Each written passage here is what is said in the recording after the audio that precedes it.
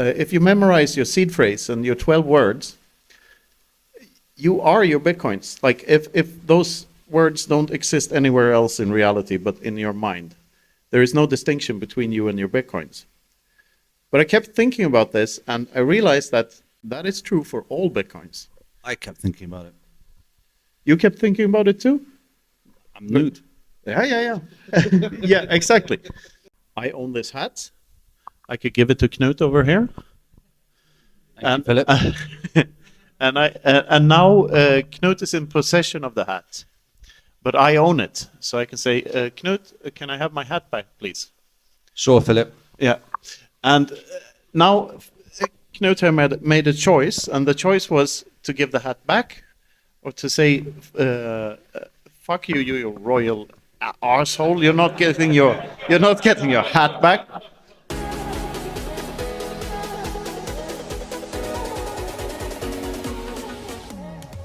How are you all doing? Oh, good. Hey.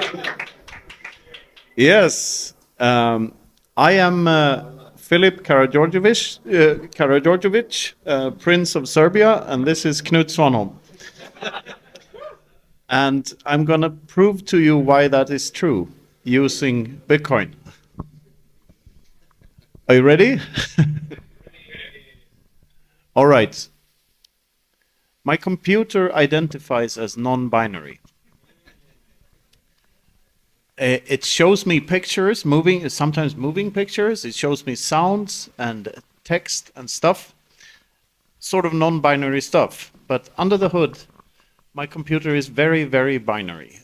In the real world, it is very binary. It's made up of small switches that can either be on or off, ones or zeros. This is because a computer is nothing but a fancy abacus. It helps us calculate. It helps us humans do calculation faster. And that's about all it does. It's a tool, and like all other tools we've ever invented, and all other technologies we've ever invented, they're there to save us time, or to save someone time somewhere. A computer is sort of an abstract tool because all it is effectively an extension of our minds. It helps us calculate stuff. And Bitcoins, we interact with Bitcoin on computers. And what is owning a Bitcoin? Can you really own a Bitcoin? Like, ownership is something contractual between two people. I own this hat. I could give it to Knut over here. Thank you, Filip. And now Knut is in possession of the hat, but I own it, so I can say, Knut, can I have my hat back, please?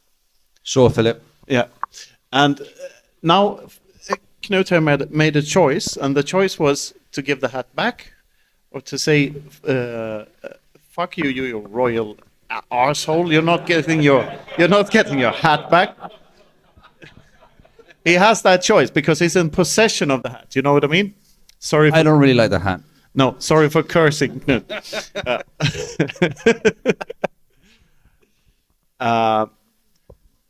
So that's the difference between ownership and possession. Now enter Bitcoin. Do you own or do you possess a Bitcoin? Well, neither really. All you do is remember a secret, and the secret unlocks the Bitcoin. So the secret is the key, the private key is the Bitcoins. And like a year ago, when I wrote the Everything Divided book, or when Knut wrote it, I had the idea that, like, if you remember, if you memorize your seed phrase and your 12 words, you are your Bitcoins. Like, if those words don't exist anywhere else in reality but in your mind, there is no distinction between you and your Bitcoins. But I kept thinking about this, and I realized that that is true for all Bitcoins. I kept thinking about it. You kept thinking about it too? I'm Knut. Yeah. Yeah, exactly. Glad to hear that. And it was 24 words. Yes. Knut here is a very, very interesting author. He made me think a lot. Yeah. So, even those Bitcoins that that aren't memorized and the rest of the private key is destroyed, they're still just there's still just a secret kept by a human being somewhere. Now think of a miner. What is a miner and what is a node runner? A node runner, what is a Bitcoin node to begin with? Like, many people say that a Bitcoin node is like usually a Raspberry Pi running Umbrel or something like that, or an old laptop running Bitcoin Core or whatever. But is that really the node? If a computer is just a fancy abacus helping us calculate stuff, then the node owner is the node and not the computer. Because the node owner is the entity making the deliberate choice to run the node. Running the node is just starting a machine to help you calculate. So it's just everything in there is in a brain. And the same is true for miner and ASIC. An ASIC is very, very akin to a fancy abacus, because an ASIC is very, very binary. All it does is calculate stuff. It doesn't show pictures, it doesn't show audio or anything like that. You can't surf, you can't see porn on an ASIC very easily. It's much better at just doing calculation and help us guess a number.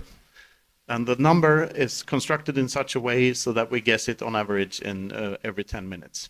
So Bitcoin, what Bitcoin is, it's an agreement on a fixed set of rules between people. And those people agree to those rules because we have understood enough about Bitcoin to realize that it's costlier to cheat the system than to follow the rules.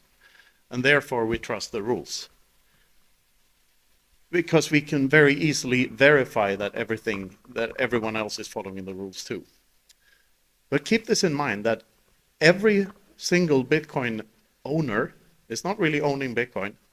It's not really in possession of the Bitcoin, but it's a secret keeper. So all the Bitcoins that ever existed are their owners. You and me are Bitcoin. And I am Bitcoin. And Knut here is Bitcoin. And Ronan here is Bitcoin. And practically everyone in this room is Bitcoin. So I am not only Prince Filip of Serbia, I'm also, first and foremost Knut Svanholm. But I'm also Ronin, and I'm everyone else in this room as well. We are the same entity now. This is a very trippy thing that, like, people who are into psychedelics say all the time, that we're all the same consciousness and all that. But try to disprove what I just said. Like, Bitcoin has connected us in a way that we've never seen before in humanity. It's a completely different level of incentive alignment. And we Bitcoiners, we know that if we help other Bitcoiners succeed with whatever they're doing, then we help Bitcoin succeed. And the opposite is also true. If we help Bitcoin succeed, we help other Bitcoiners succeed. Add to that the lowered time preference that Bitcoin brings by being deflationary, so that we prioritize quality over quantity and long-term thinking. That means that we're all incentivized to just help one another and be awesome to one another all the time. And what could be better than that?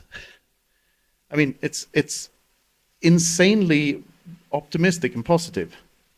And this is why I am Prince Filip, and this is why Prince Filip is me, and why we're all one another, and why it's not very surprising that all of our incentives are aligned now. And this is why I'm so passionate about this thing.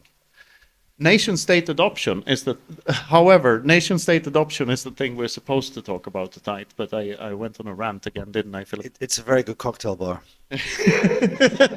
Yeah, those cocktails are awesome, because they're quality over quantity. Correct. Yes, but we can have quantity as well, I guess. Yeah. The reason I wanted to do this little philosophical rant first, before we go into nation-state adoption, is that we have to keep this in mind, that Bitcoin grows from the bottom and up, because it is us, and it is us interacting. We only run into the problems of the fiat legacy system when we touch it, when we're in this Bitcoin economy and just do Bitcoin and just be and are just awesome to one another. I mean, helping another Bitcoiner is a meta using Bitcoin case. Like using Bitcoin is not only spending Bitcoin and sharing Bitcoin with one another. It's also just helping one another and helping another Bitcoiner by trading our reputational capital and by trading our labor and by trading whatever else we have, books. This sweater, I mean, I bartered this for 2 books the other day. I think it was a very good deal. I sort of forced the deal, but anyway, sorry about that. But mutual coincidence of needs. We can all help one another and be happy. So a nation state, if you think about what a nation state is, a nation state is made up of people, but like the entity, the nation state, and the government in the nation state is an entity in that geographical region that has a monopoly on violence. That's what the state is. And do we want those people to adopt Bitcoin? Eventually. But it's much more important that the individuals in each country adopt Bitcoin. That it has to come from there. And I've traveled a lot the last year, and I've seen groups like these, like this one, all over the world. And when you're in one single town, you can feel that, it's very small, and we aren't very many Bitcoiners here, and so on and so forth. But this is happening everywhere. There are groups like these, freedom-loving people that want peaceful interactions between each other and no borders and no friction. We're absolutely everywhere. And to me, this is insanely optimistic. So I'm very pro nation-state adoption in the sense that I want the people in each country to adopt Bitcoin. And therefore, I'm in an organization called Free Madeira. I've been skipping on a couple of banana skids and ended up in a presidential palace, or more like a villa, in the island of Madeira with a bunch of other Bitcoiners last year. And the way I see it, we can either make this transition to the hyper-Bitcoinized world smooth, or we can make it violent. And the way to make it smooth is to educate these people that are in power now about what this thing is and how unstoppable it is, and how their best move is to join us and not to fight us.